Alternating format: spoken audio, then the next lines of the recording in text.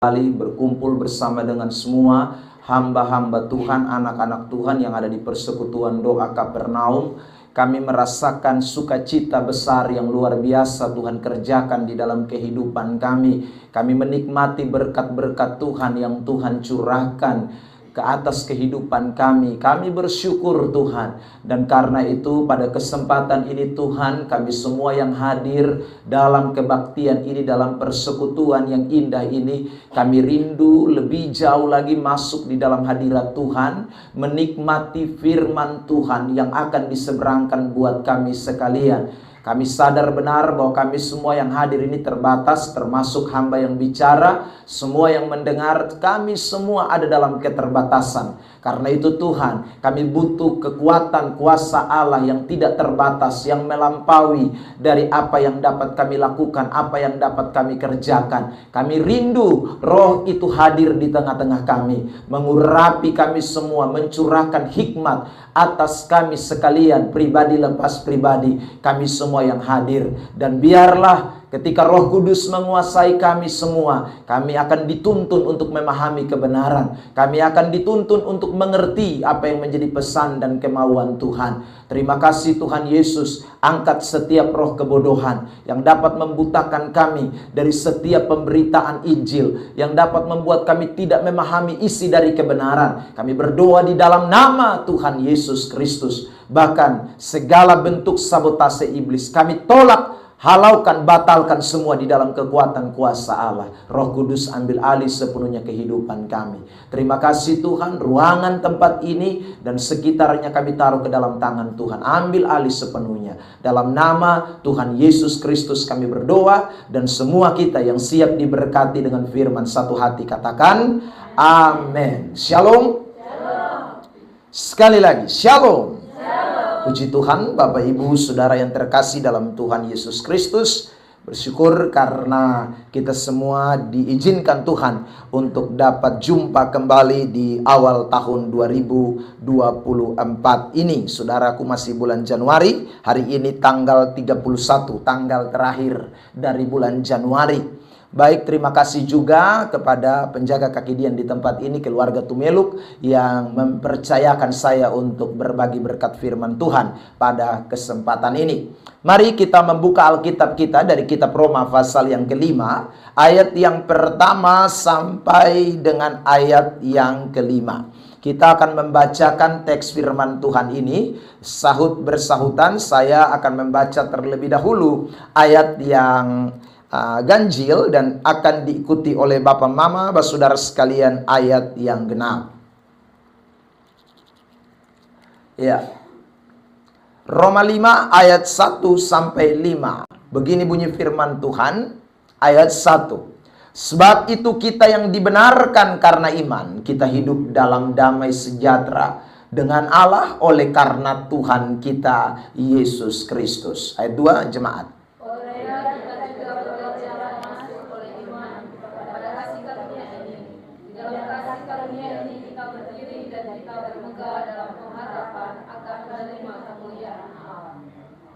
Dan bukan hanya itu saja, kita malah bermegah juga dalam kesengsaraan kita. Karena kita tahu bahwa kesengsaraan itu menimbulkan ketekunan. Dan ketekunan menimbulkan tahan uji, dan tahan uji menimbulkan pengharapan. Ayat 5 bersama, 1, 2, 3. Dan pengharapan tidak mengecewakan. Karena kasih Allah telah dicurahkan di dalam hati kita oleh Roh Kudus yang telah dikaruniakan kepada kita. Saudara yang diberkati Tuhan, Lembaga Alkitab Indonesia memberikan tema atau memberikan perikop di dalam teks Roma pasal 5 ini adalah hasil pembenaran. Nah, saudara, saya juga akan mengangkat tema atau perikop ini menjadi tema khotbah atau judul khotbah pada kesempatan sore diberkati ini, yaitu hasil pembenaran. Nah, saudara yang diberkati oleh Tuhan, kalau kita bicara soal hasil, itu berarti ada item-itemnya, atau ada faktanya, ada realnya, ada sesuatu yang kita lihat, Ada sesuatu yang nampak, ada sesuatu yang kelihatan. Itu namanya hasil. Saudara yang terkasih di dalam Tuhan Yesus Kristus, misalnya kalau saudara bekerja sebagai seorang pekerja karyawan kantor atau karyawan swasta atau ASN ya, atau pekerja buruh, kita semua yang mungkin melakukan pekerjaan, saudara yang terkasih dalam Tuhan, kita merindukan ada hasil dari pekerjaan yang kita kerjakan. Ya, saudara yang terkasih dalam Tuhan, kalau dia seorang guru, waktu dia mengajar, dia rindu, saudara yang terkasih dalam Tuhan, hasil daripada ajaran-ajaran yang disampaikan itu kepada murid-murid yang dididik, dapat melahirkan murid-murid yang pintar, murid-murid yang cerdas, murid-murid yang punya masa depan yang baik di kemudian hari. Itu pasti, saudaraku, cita-cita kerinduan dari seorang guru. Nah, saudaraku, itu adalah hasil yang dapat dilihat kelak, saudara. Hasil yang dapat dinyatakan kelak, saudara yang terkasih di dalam Tuhan. Nah, dalam hidup kekristenan pun demikian. Ayat Alkitab tadi memberitahukan kepada kita hasil pembenaran, hasil daripada kita sudah dibenarkan oleh Allah. Rasul Paulus memulai dengan kalimat sebab itu. Saudara, kalau ada kata itu menunjuk kepada sesuatu, ya. Sesuatu dalam konteks ini adalah peristiwa atau kalimat yang tertera di dalam ayat-ayat sebelumnya. Sebab itu, nah, itu menunjuk kepada ayat-ayat sebelumnya. Apakah yang dimaksud dengan itu di dalam Roma pasal 5 ayat 1 ini? Mari kita mundur ke belakang, Roma pasal 4. Saudara yang terkasih dalam Tuhan, saya mau membacakan saja beberapa ayat terakhir dari kitab Roma pasal 4. Saudara, mulai dari ayat yang ke-17. Seperti ada tertulis, engkau telah kutetapkan menjadi bapa banyak bangsa di hadapan Allah, yang kepadanya ia percaya, yaitu Allah yang menghidupkan orang mati dan yang menjadikan dengan firman-Nya apa yang tidak ada menjadi ada. Sebab sekalipun tidak ada dasar untuk berharap, namun Abraham berharap juga dan percaya bahwa ia akan menjadi bapa banyak bangsa menurut yang telah difirmankan, demikianlah banyaknya nanti keturunanmu. Imannya tidak menjadi lemah, walaupun ia mengetahui bahwa tubuhnya sudah sangat lemah, karena usianya telah kira-kira 100 tahun, dan bahwa rahim Sarah telah tertutup. Lalu ayat 20, tetapi terhadap janji Allah ia tidak bimbang, karena ketidakpercayaan, malah ia diperkuat dalam imannya, dan ia memuliakan Allah. Saya lompat langsung di ayat 22. Karena itu hal ini diperhitungkan kepadanya sebagai kebenaran.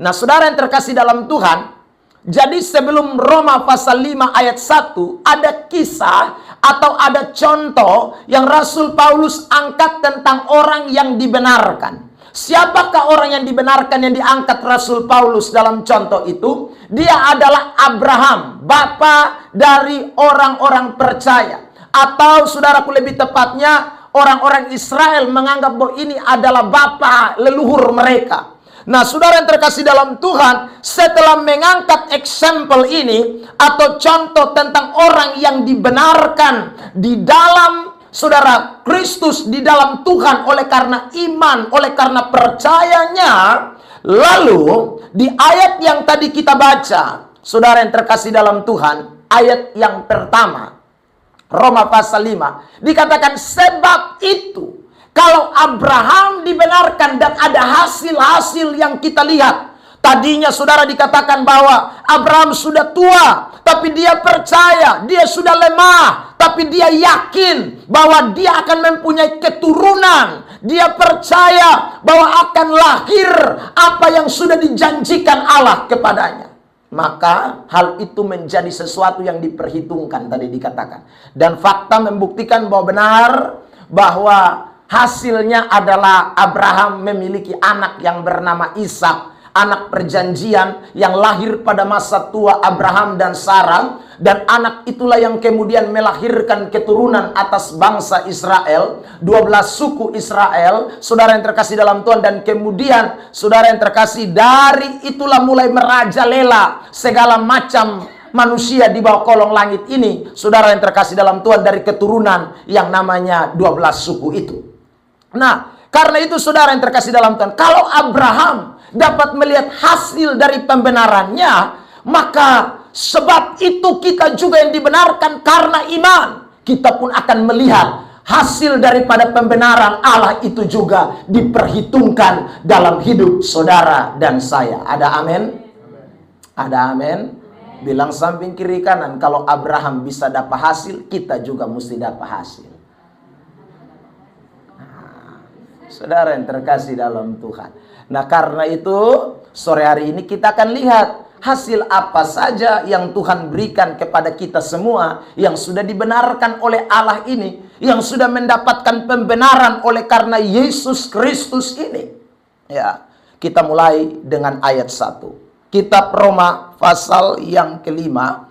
Bapak Ibu Saudara yang terkasih dalam Tuhan, kita memperhatikan ayat yang pertama. Saya bacakan kembali teks ini buat kita semua.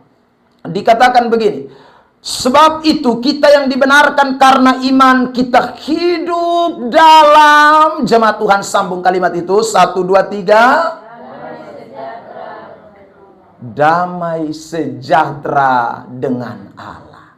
Jadi saudara, apa yang dihasilkan oleh pembenaran yang Allah kerjakan dalam hidup kita? Yang pertama, Allah memberikan yang namanya damai sejahtera di dalam hidup saudara dan saya. Ada amin? Saudara yang terkasih dalam Tuhan, damai itu ada 3 hal. Yang pertama, yaitu damai antara kita dengan Tuhan Allah lebih dulu. Saudara yang terkasih dalam Tuhan, ya, sebab kita dan Tuhan Allah ini kan adalah seteru atau musuh. Dari mana kita tahu bahwa kita dan Tuhan Allah ini musuh? Mari kita perhatikan saudara yang terkasih di dalam Tuhan. Kitab Roma pasal yang kelima tersebut, di ayat yang ke-8 saya bacakan begini saudara. Akan tetapi, saya bacakan ayat ini. Akan tetapi Allah menunjukkan kasih-Nya kepada kita oleh karena Kristus telah mati untuk kita ketika kita masih berdosa. Ayat 10. Sebab jikalau kita ketika masih seteru, nah kita ini dulu musuh Allah. Lalu dikatakan kalimat selanjutnya jadi saudara, bicara soal hasil daripada pembenaran itu, yang pertama adalah damai sejahtera. Damai sejahtera yang mana? Damai sejahtera antara manusia yang tadinya bermusuhan dengan Allah, yang tadinya saudara adalah seteru Allah, yang tadinya terpisah dari Allah. Tapi oleh pembenaran di dalam Yesus Kristus, kita semua sekarang ada perdamaian. Ada yang namanya damai antara Allah dan manusia. Sehingga kita tidak lagi ada sekat, tidak ada lagi yang membatasi kita dengan Tuhan Allah. Kitab Ibrani berkata, tirai itu sudah terbelah menjadi 2. Sehingga semua orang bisa berjumpa dengan Allah. Karena Allah sudah memperdamaikan manusia dengan dirinya. Ada amin? Nah, ini berita bahagia yang kita mesti dengarkan dari hasil pembenaran yang Tuhan kerjakan. Jadi kalau saudara berkata, saya ada di dalam Kristus, saya orang Kristen, saya orang percaya, tapi kalau belum ada perdamaian dengan Tuhan Allah, itu berarti tidak ada hasil. Ya, itu berarti tidak ada hasil pembenaran. Itu berarti saudara terkasih dalam Tuhan, itu membuktikan bahwa sebenarnya saudara belum mengalami pembenaran. Jadi kalau ada orang Kristen yang mengatakan, saya Kristen, saya sudah pergi gereja, saya sudah dibaptis, saya sudah CD, saya ini ikut makan perjamuan kudus, bahkan mungkin saya pelayan Injil, saya ini seorang majelis gereja, diaken, penatua, pendeta. Tapi kalau dia belum berdamai dengan Allah, itu berarti dia belum mengalami pembenaran. Karena orang kalau mengalami pembenaran, pasti ada hasil. hasilnya adalah damai sejahtera. Dan damai sejahtera itu bicara soal damai dengan Tuhan Allah. Ada amin? Ada amin? Tanya samping kiri kanan, sudah damai dengan Tuhan kau belum? Jangan sampai mas bermusuh dengan Tuhan Allah. Saudara yang terkasih dalam Tuhan, botong rajin persekutuan, tapi botong ada bermusuh berat dengan Tuhan Allah. Ya. Kapan kita bermusuh dengan Tuhan Allah? Mari kita lihat Yakobus pasal 4 ayat 4. Yakobus pasal 4 ayat yang keempat. Saya minta jemaat Tuhan membaca ayat ini. Yakobus pasal 4 ayat 4. Ya, jemaat bersama-sama saya hitung dalam hitungan ketiga, bantu baca ayat ini. 1, 2, 3.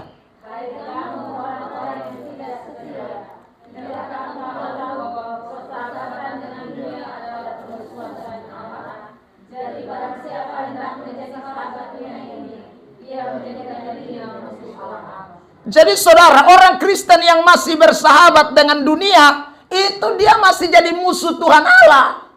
Ya. Meskipun agamanya sudah Kristen, meskipun jabatannya sudah jabatan spiritual, jabatan rohani, jabatan religius, saudara. Tetapi ketika masih bersahabat dengan dunia, itu Alkitab bilang lu musuh Tuhan Allah. Itu berarti belum mengalami yang namanya perdamaian dengan Tuhan Allah. Kalau belum mengalami perdamaian dengan Tuhan Allah, itu artinya belum ada pembenaran.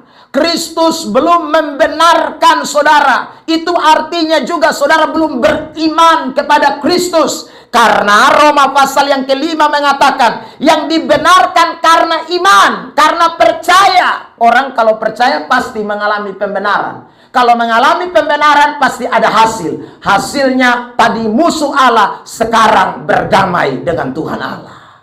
Ada amin? Saudara yang terkasih dalam Tuhan Yesus Kristus, ya, permusuhan dengan Allah atau persahabatan dengan dunia, ya, itu membuktikan bahwa orang yang namanya bersahabat dengan sesuatu, itu dia menjadi sama dengan apa yang saudaraku di dekatnya. Kalau orang bersahabat dengan dunia, itu berarti dia serupa dengan dunia. Ya. Dia menjadi sama dengan dunia. Lihat Roma 12 ayat yang pertama. Yang kedua. Kitab Roma 12 ayat yang kedua. Kitab Roma pasal yang ke-12 ayat yang kedua. Mari jemaat Tuhan membaca ayat ini bersama dengan saya dalam hitungan ketiga. Roma 12 ayat yang kedua. 1, 2, 3. Janganlah kamu menjadi serupa dengan sampai situ saja. Jadi kalau saudara menjadi serupa dengan dunia, itu sama dengan sahabat dunia. Sama dengan dunia itu sama dengan menjadi musuh Allah.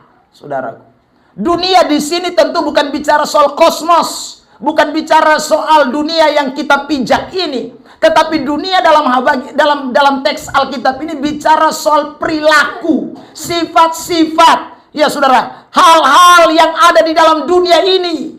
Nah, ini yang kita tidak boleh sama. Kalau kita sudah berdamai dengan Tuhan Allah, hasil dari pembenaran itu kita mesti tunjukkan kepada dunia bahwa saya ini bukan jadi musuh Allah, sahabat dunia lagi. Saya ini adalah sahabat Allah. Sahabat Allah itu keluar hasil-hasil damai dengan Tuhan Allah. Dan orang yang berdamai dengan Tuhan Allah, sekali lagi perilakunya akan menjadi perilaku anak-anak Allah. Karena dia dipimpin oleh roh Allah.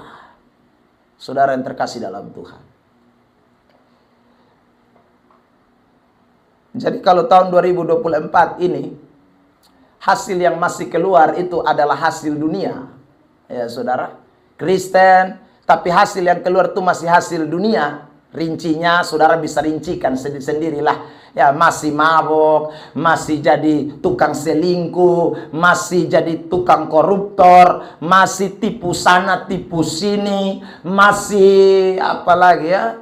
Saudara jadi pelakor, masih suka ganggu orang pu istri. Nah, ini dong nih, itu berarti lu jadi sahabat dunia lebay. Ya. Itu perilaku-perilaku duniawi yang kita mesti tinggalkan.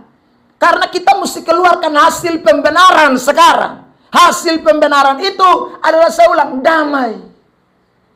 Saudara yang terkasih dalam Tuhan. Makanya ada ayat Di dalam kitab Yesaya pasal 59, saudara yang terkasih dalam Tuhan, ayat yang pertama dan ayat yang kedua bunyinya begini.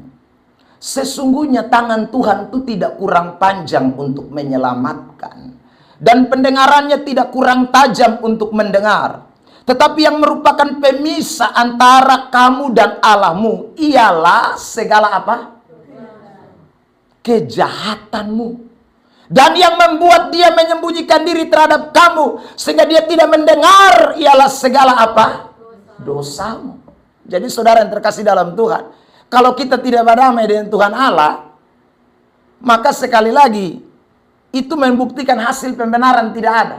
Kalau hasil pembenaran tidak ada, kita musuh Allah. Maka ini ayat bilang dengan jelas, kita sedang bikin sekat, tembok pemisah. Yang bikin pemisah itu apa? Dosa kita, kejahatan kita, perilaku dunia kita yang sama dengan orang-orang yang tidak kenal Tuhan. Itulah yang membuat Tuhan itu jauh dari saudara dan saya. Tuhan itu tidak mau indahkan doa-doa kita. Tuhan itu tidak mau mendengarkan apa yang menjadi seruan kita. Makanya Mazmur 32 mengatakan berbahagialah orang yang dosanya diampuni oleh Tuhan. Ada amin? Jadi kalau saudara diampuni itu saudara pasti bahagia, ya. Karena subadame dengan Tuhan Allah itu jalan semua tabuka. Kalau subadame dengan Tuhan Allah itu sone ada yang sone bisa. Tadi kotong sulihat contoh Abraham. Abraham bukan main-main, sutua, ya istri le sumati haid, saudaraku. Alkitab tadi mengatakan dia sudah lemah. Tapi bagi orang-orang yang mengalami pembenaran dari Allah, dia sudah ada damai perdamaian dengan Tuhan. Dan perdamaian dengan Allah itu membuka segala jalan untuk melihat berbagai macam hal yang Tuhan kerjakan dalam hidup ini. Karena yang menjadi pemisah, yang menjadi sekat, yang menjadi penghalang sudah diruntuhkan oleh pekerjaan kuasa Allah. Dan karena itu tidak ada lagi yang bisa menghalangi untuk janji-janji Allah dinyatakan dalam hidup kita sekalian. Ada amin?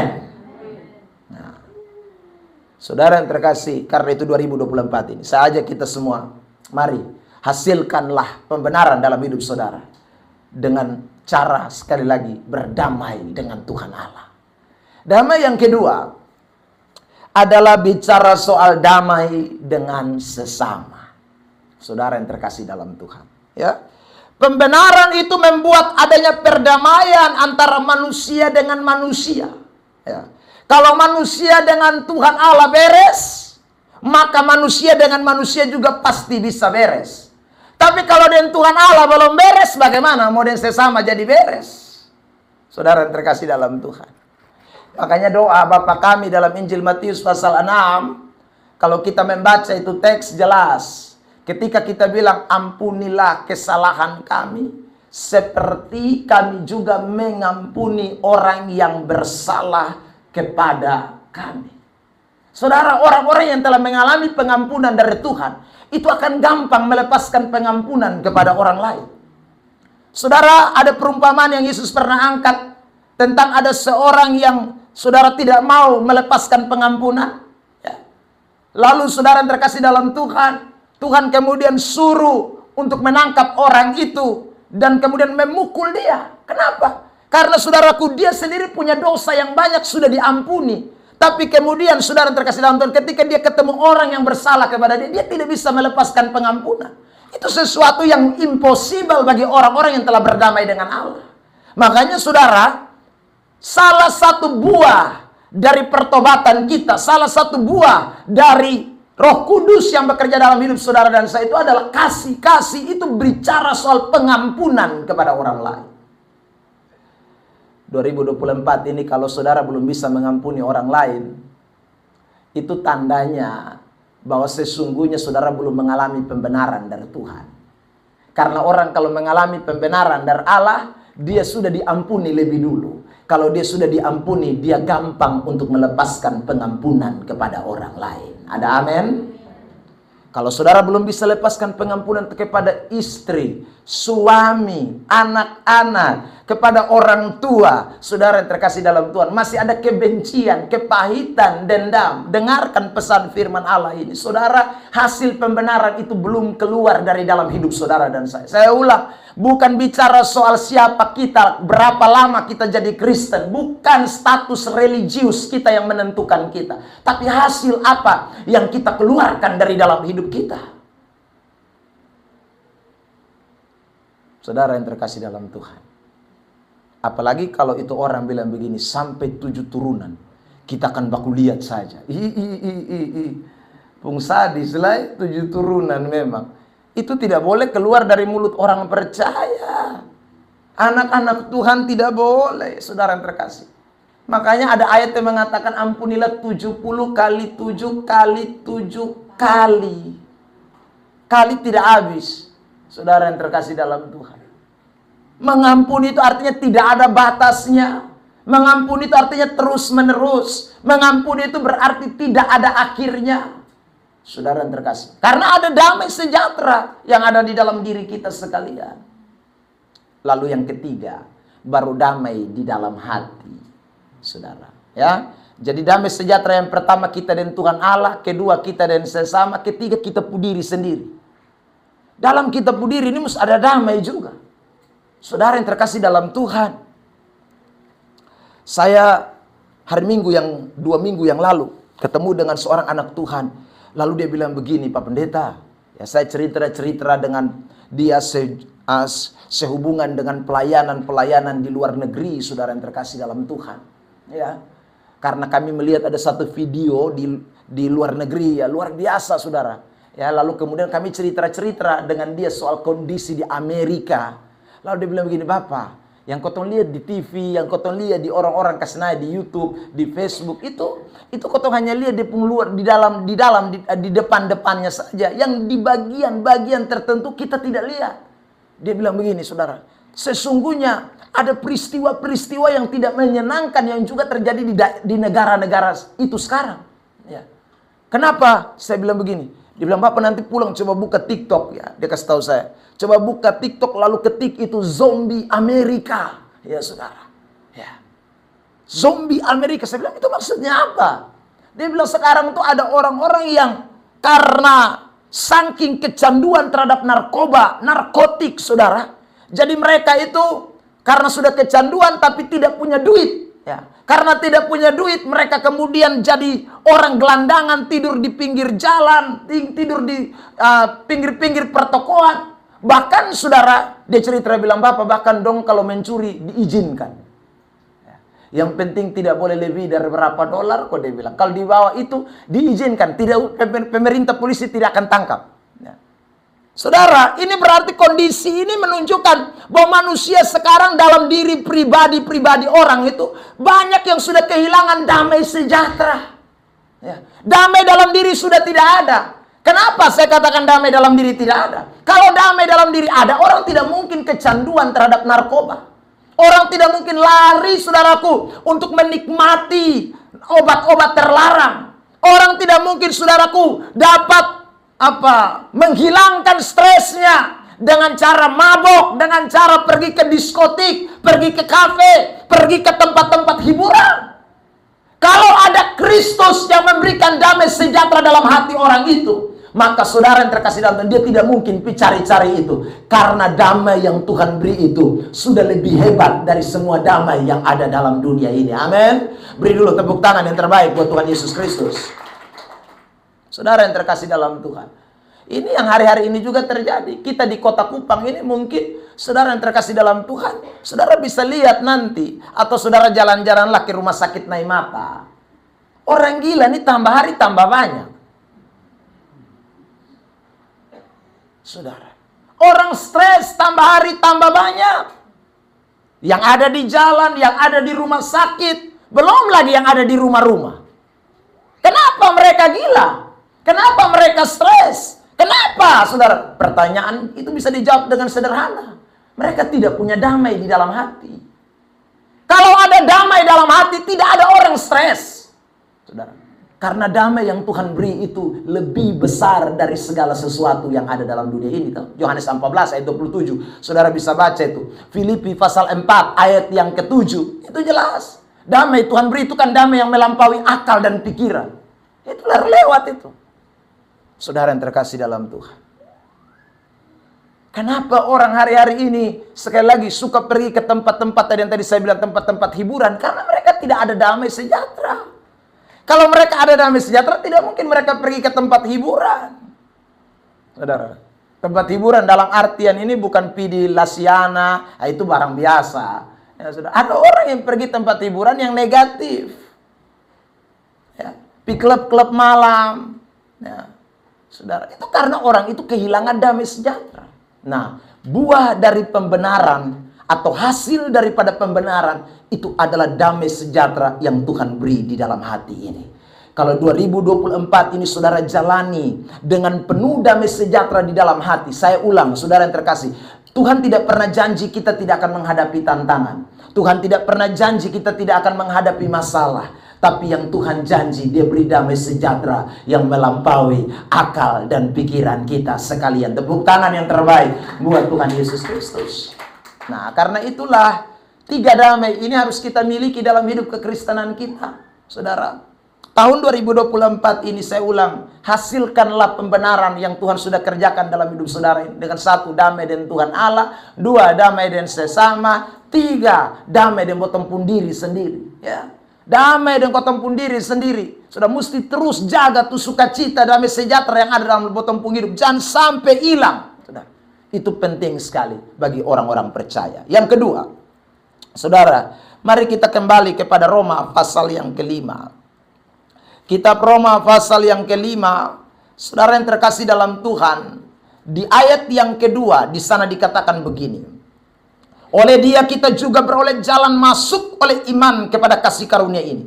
Di dalam kasih karunia ini kita berdiri dan kita bermegah dalam 1, 2, 3 pengharapan akan menerima kemuliaan Allah. Ayat 4 saya lanjutkan. Dan ketekunan menimbulkan tahan uji. Dan tahan uji menimbulkan apa? Pengharapan. 2 kali disebutkan. Yang ketiga di ayat 5. Dan pengharapan tidak mengecewakan. Karena kasih Allah telah dicurahkan di dalam hati kita oleh Roh Kudus yang telah dikaruniakan kepada kita.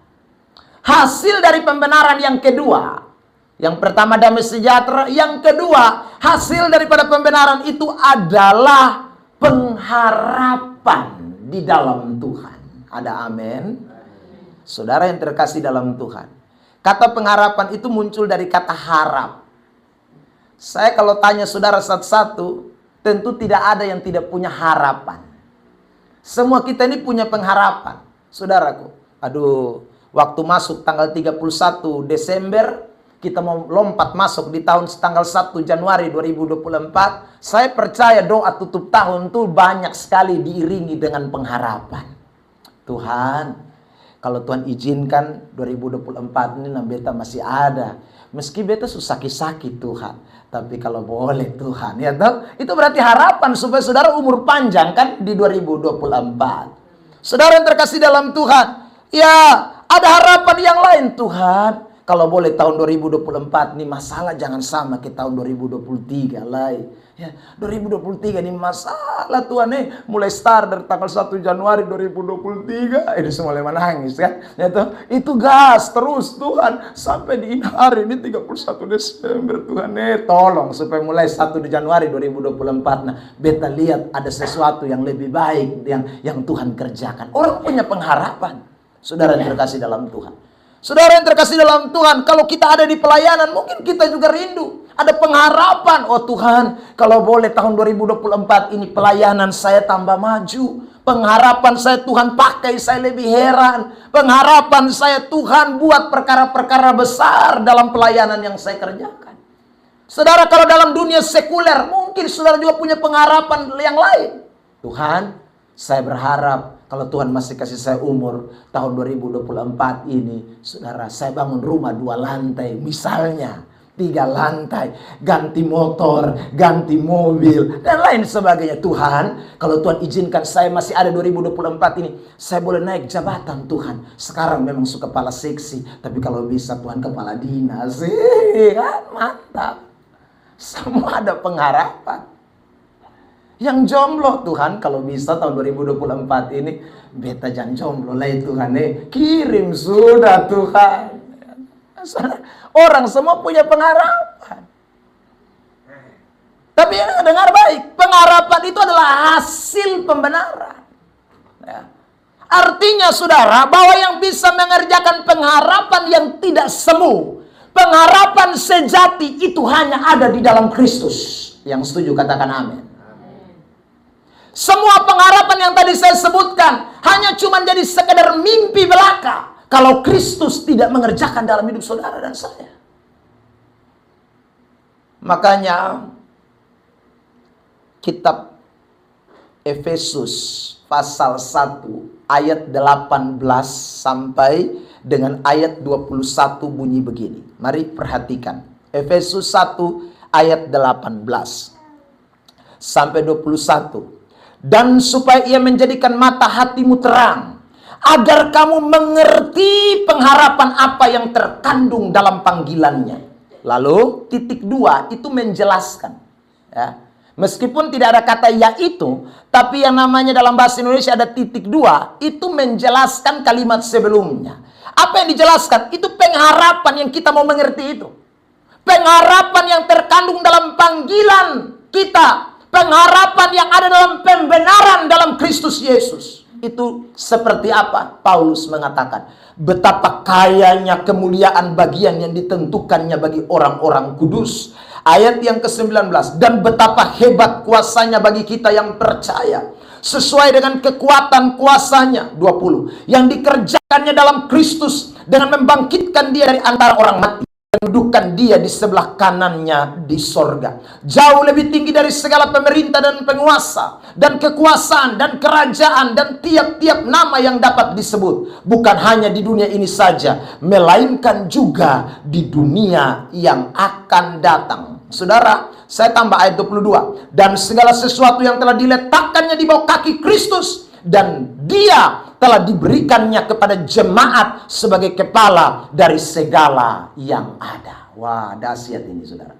Jadi pengharapan di dalam Kristus ini, itu pengharapan yang melampaui segala sesuatu yang ada dalam dunia ini. Paulus mengatakan jauh lebih tinggi dari pemerintah, jauh lebih tinggi dari penguasa. Saudara yang terkasih dalam Tuhan. Waduh, itu pengharapan di dalam Tuhan. Hebat kuasanya, kekuatan kuasanya. Itu pengharapan di dalam Tuhan. Saya ketemu banyak orang yang mempunyai pengharapan palsu, saudara. Ya, karena dia rindu supaya tahun 2022 ini 2024 ini jangan jomblo lagi. Maka saudara, tahun 2024 ini dia mulai, harapannya itu mulai diwujudkan dengan cara-cara trik-triknya. Saudara, cara trik-triknya, dia pikir, dulu tahun 2023 ini saya tidak nikah ini mungkin saya kurang agresif mungkin. Ya saudara, maka 2024 supaya pengharapanku ini menjadi kenyataan, aku mesti lebih agresif. Oh saudara terkasih dalam Tuhan, akhirnya dia mulai dandan menor kiri kanan, ya, rok mini tiap hari, celana umpan tiap hari, saudara. Ini namanya pengharapan palsu. Dia lebih mempercayai kekuatan dirinya. Saudara baca tadi itu ayat. Ini ayat bilang, saudaraku, pengharapan dalam Tuhan itu jauh lebih tinggi dari penguasa manapun dalam dunia ini, termasuk kita pun diri. Makanya ada ayat yang mengatakan, Yeremia 17 ayat 5, terkutuklah orang yang mengandalkan kekuatannya sendiri. Saudaraku, akhirnya betul dia pun pengharapan tercapai, tapi dia akhirnya, minta maaf saya sebut ini pernyataan, tapi ini negatif ini. Ya. Akhirnya dia hamil sebelum menikah. Ya karena terlalu agresif mau menikah, tapi tanpa berharap kepada Kristus yang adalah sumber pengharapan yang sejati. Dia mau naik jabatan, saudara, tapi dia pikir, kalau doa terus ini kapan? Mulai cari koneksi kiri kanan, mulai sogok sana sogok sini, mulai telepon ini itu, saudara yang terkasih dalam Tuhan. Akhirnya dia mulai cari jalan yang lain. Ini pengharapan palsu. Saudara yang terkasih, berharaplah kepada Kristus. Dengar baik-baik itu. Kuasanya, kekuatannya jauh lebih tinggi dari koneksi manapun ada dalam dunia ini. Ada amin.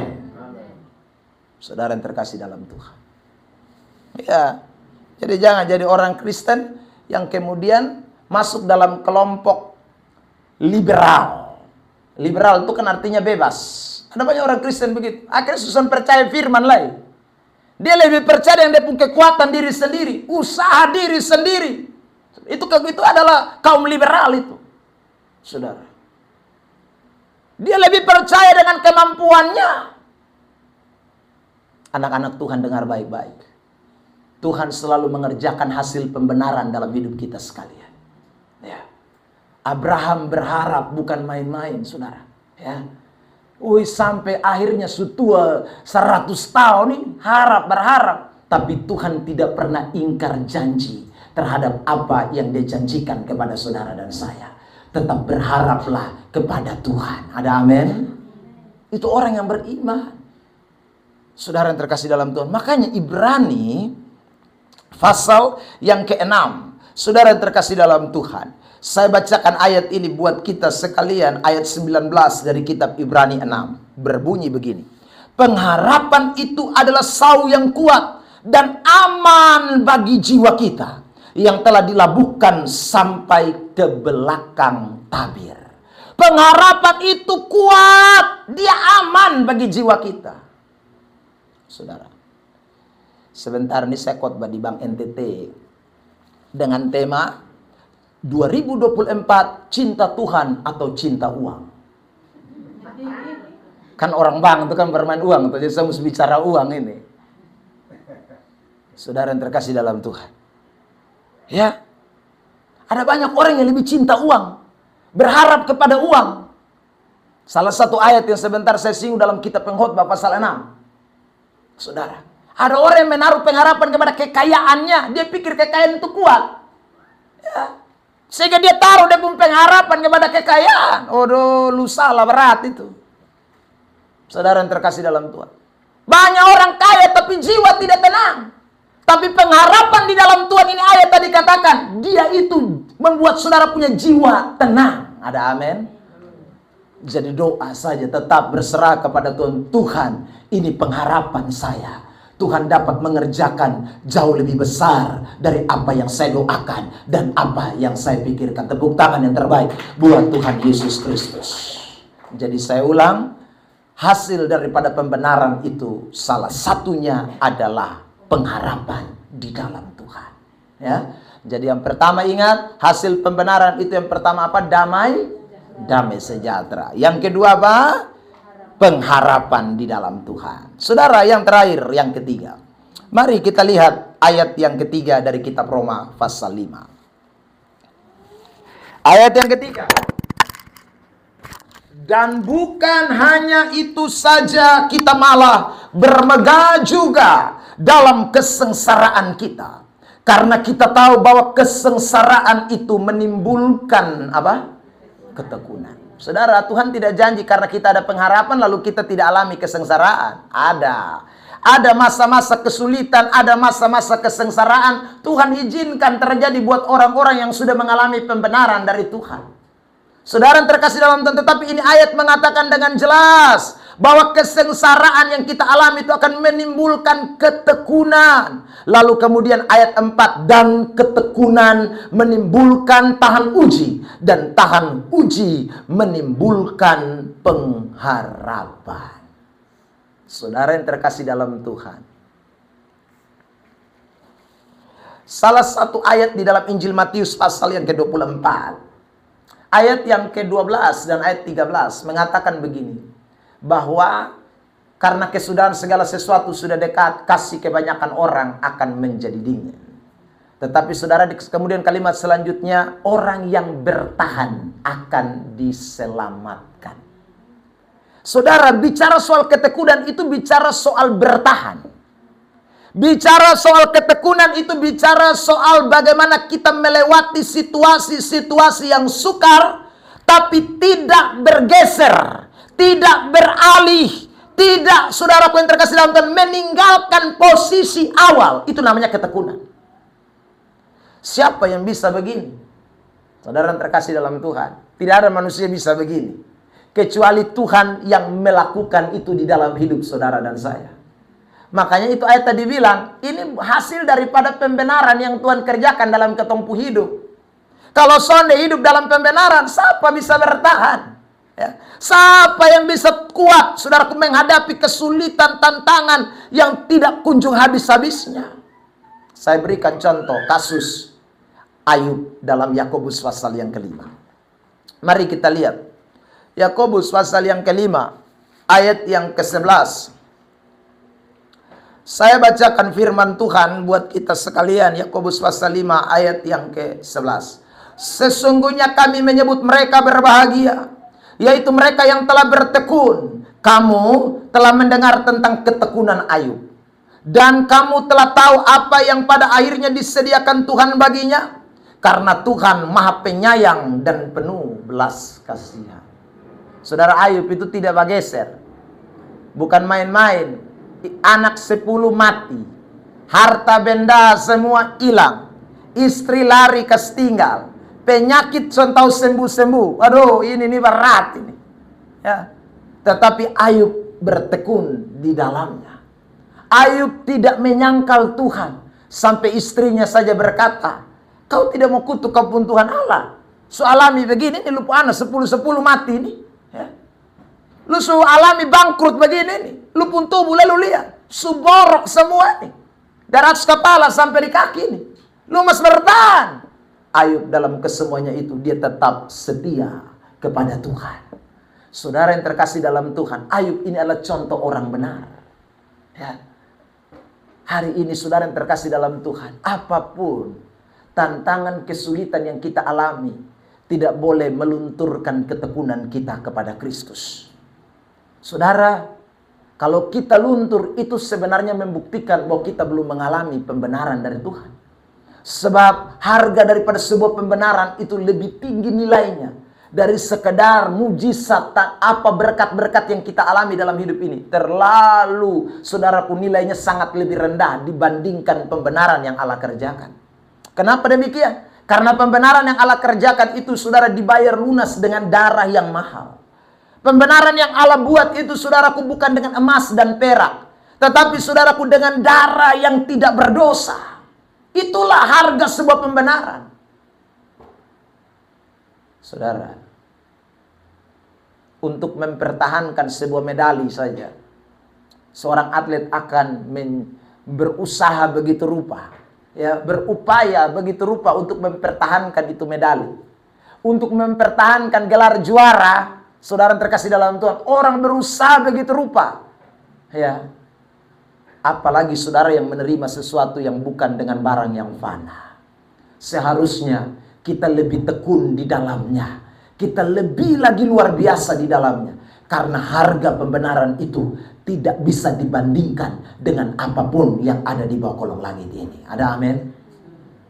Saudara yang terkasih dalam Tuhan, 2024 ini pasti ada tantangan. 2024 ini pasti ada masalah. Bahkan mungkin masalahnya akan lebih banyak, tantangannya akan lebih banyak. Tapi biarlah pesan Tuhan pada kesempatan sore hari ini menolong kita sekalian. Ingat, kita semua adalah orang-orang yang sudah dibenarkan oleh karena pengorbanan darah Kristus. Hasilkanlah ketekunan di dalam diri saudara.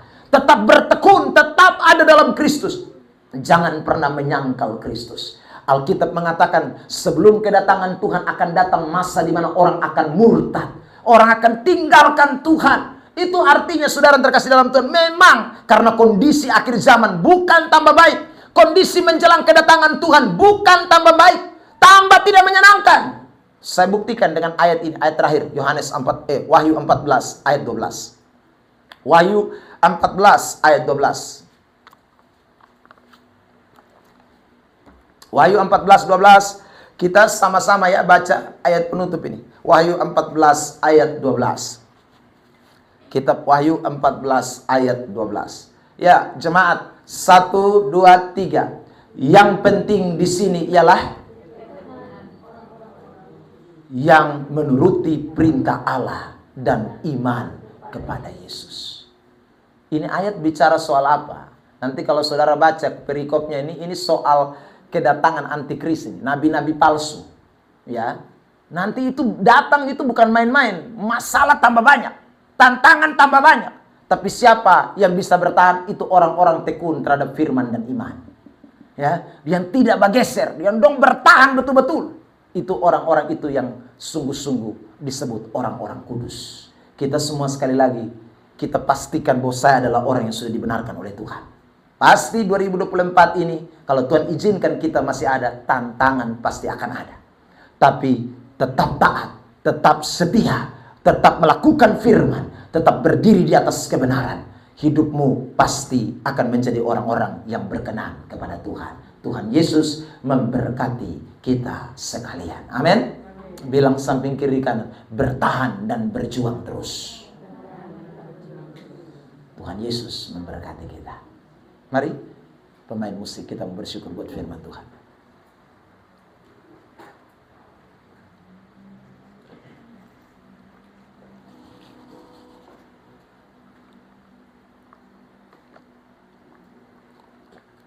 Satu pujian kita nyanyikan.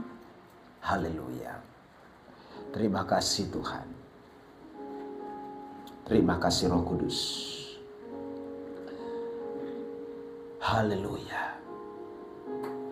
Biarlah hasil dari pembenaran itu ada dalam hidup kami semua. Damai, sejahtera yang melampaui akal dan pikiran. Pengharapan di dalam Tuhan. Pengharapan yang kuat seperti sau yang dilabuhkan